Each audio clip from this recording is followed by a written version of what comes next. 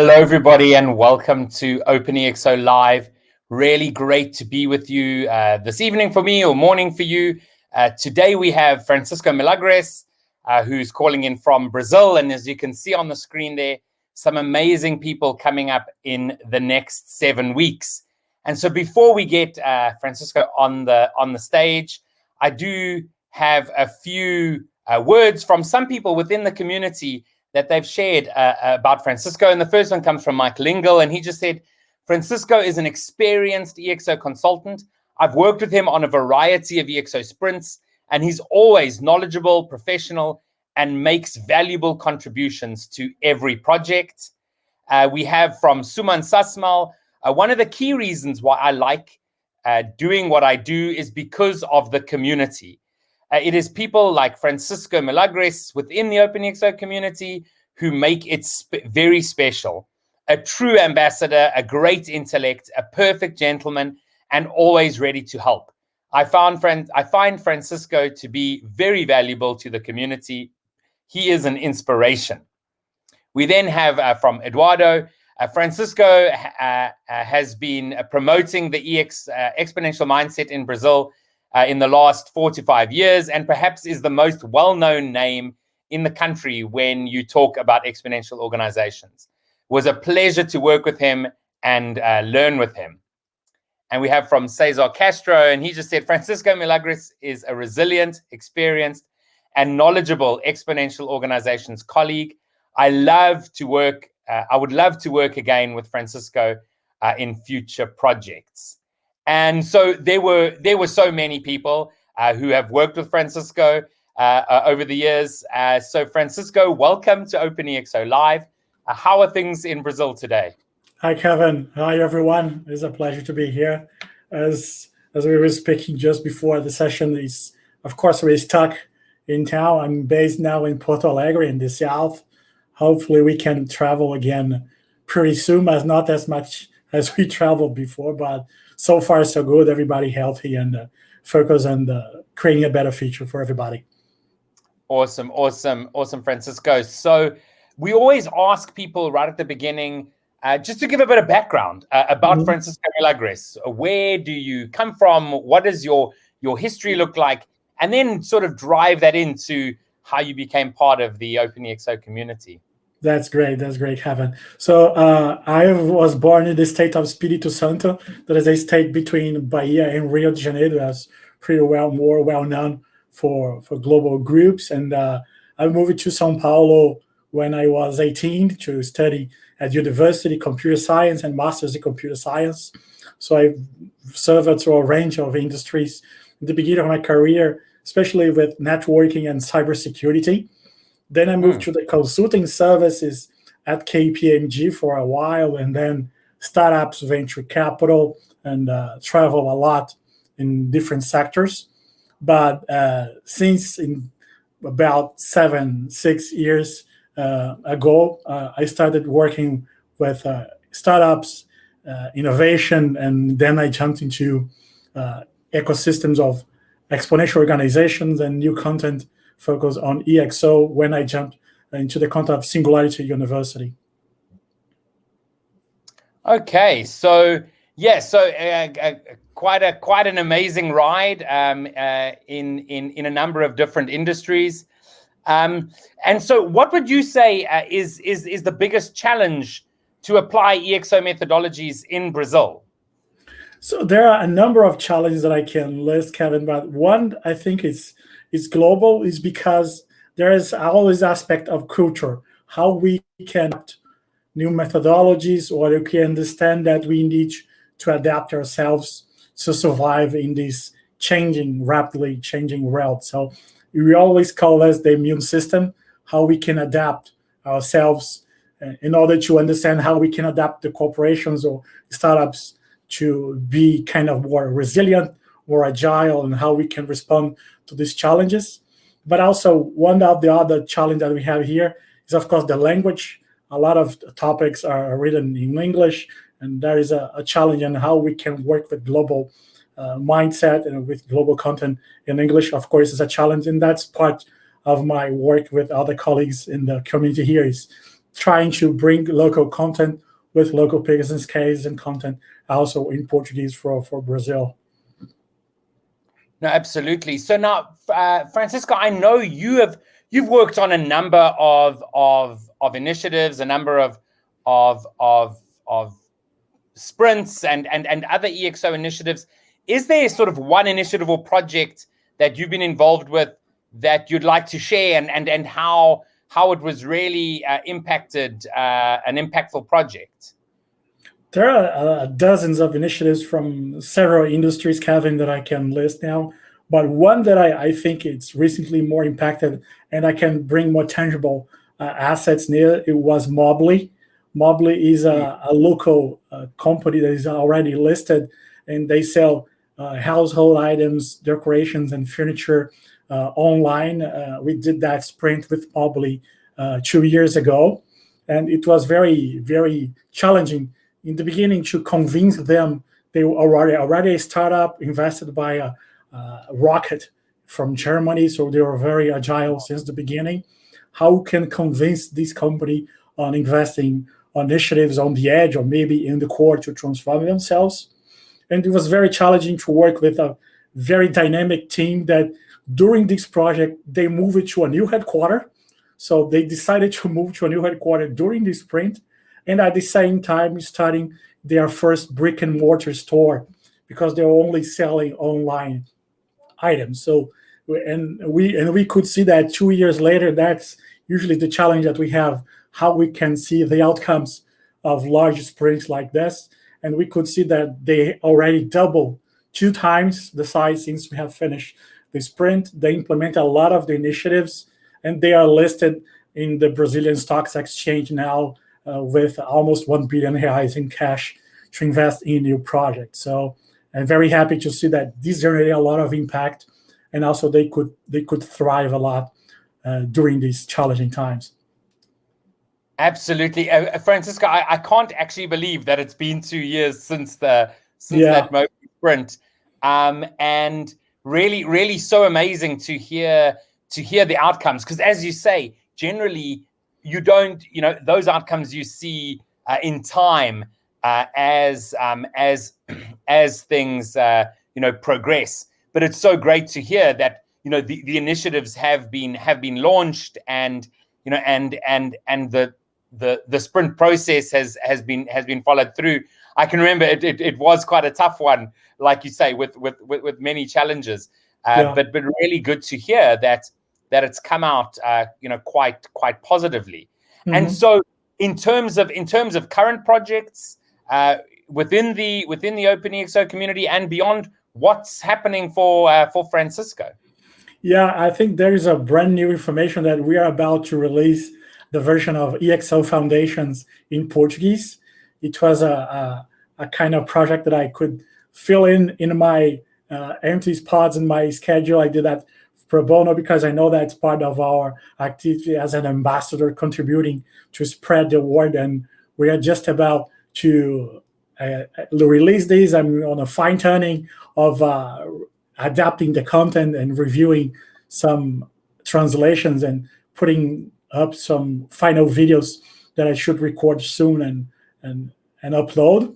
And there is one other very good project that we are working on, is reviewing, contributing as curators, and the EXO 2.0 book. And we hopefully might have 1 or 2 business cases from companies, global companies, the large ones based in Brazil. So that's one of the efforts, and try to coordinate with peers and colleagues around the community here. And I'm also about to release a local training that is focused more on innovation. I'm tackling to topics, of course, EXO, contents like design and innovation and culture, but in partnership with a large media group that I will start spreading the news and details about this soon. So this is about to be released, so stay tuned for this. Awesome. And I'd like to, I don't know if you noticed, I put up some of the comments coming in from social media. If you have any questions, remember you can ask those, but thanks for the comments from folks in Brazil, just sharing their congrats and their happiness around Brazil. and really driving EXO thinking there, which really is super important. And so, Francisco, in terms of those people who are watching, who are in Brazil and maybe aren't thinking around EXO or exponentially, what do you recommend to people out there? Yeah, that's a very good question, Kevin. So one of the first recommendations that I usually do is try to connect with the platform, register yourself at openexo.com for free. You can add me on LinkedIn and maybe try to schedule a session that we can hang out and discuss how we can collaborate with these initiatives. It happened 2 weeks ago when you yourself connected me with a colleague here from another state, and we are already designing initiatives to work together. I'm pretty open to connect and think how we can work in a more collaborative way. That's important, the most important part. When I hear someone that is open to connect and share and collaborate, I'm very open to discuss and think about future initiatives.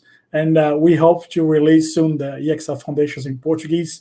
It is usually the first step for anyone to connect with these topics. And of course, stay tuned with us also on future initiatives. Of course, we are thinking about certifications, trainings, but one that is I'm very thrilled about is how we can leverage from the initiative of EXO economy, tokens, DeFi, and finance. So this is pretty much new for everybody now. So if anyone is thinking about how you can connect with something that should be big within 1 or 2 years, maybe you can go deeper on these discussions and go deeper on these topics, study, spread the content, discuss, and be open to hearing new content, and maybe bring this to your startup, to your corporation, or to your studies at the university, for instance. That's pretty much the spirit.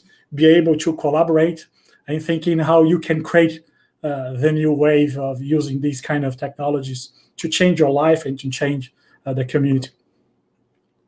Yeah, I mean, absolutely. And Francisco, the whilst you are based in Brazil, and I know you're very passionate around Brazil.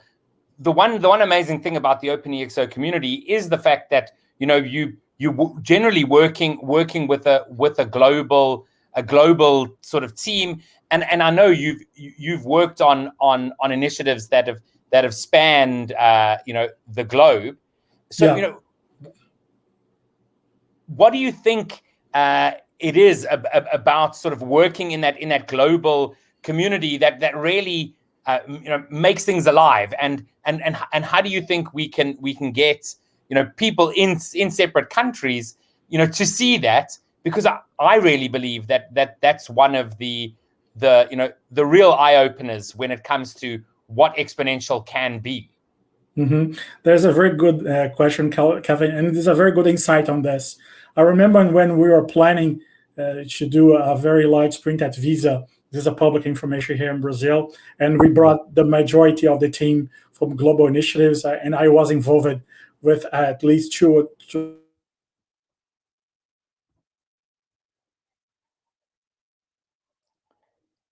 Folks, it seems like we may have lost Francisco.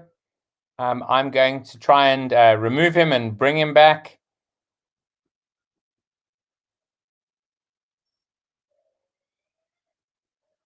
So we should be getting Francisco back soon. Yeah. Francisco, are you back?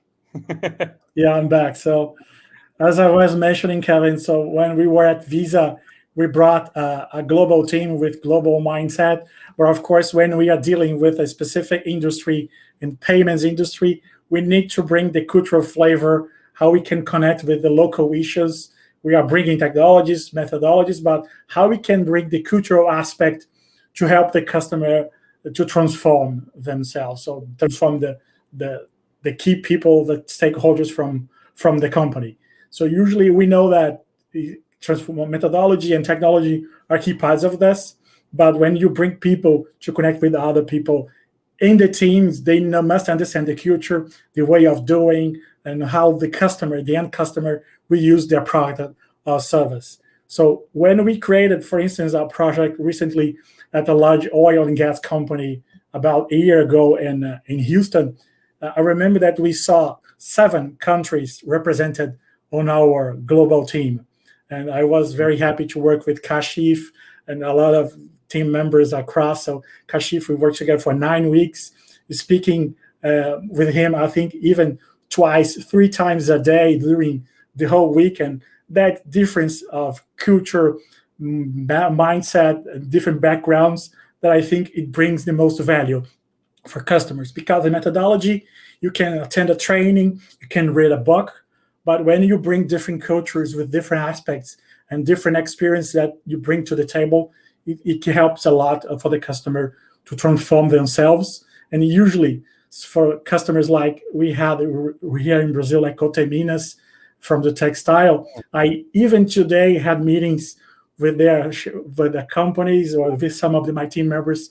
We still have our WhatsApp group on, and we share information. So it's good to be connected because it's part of our culture in Brazil, but also that we know that these personal aspects that helps these people to transform themselves and bring new methodologies, new mindset to transform culture.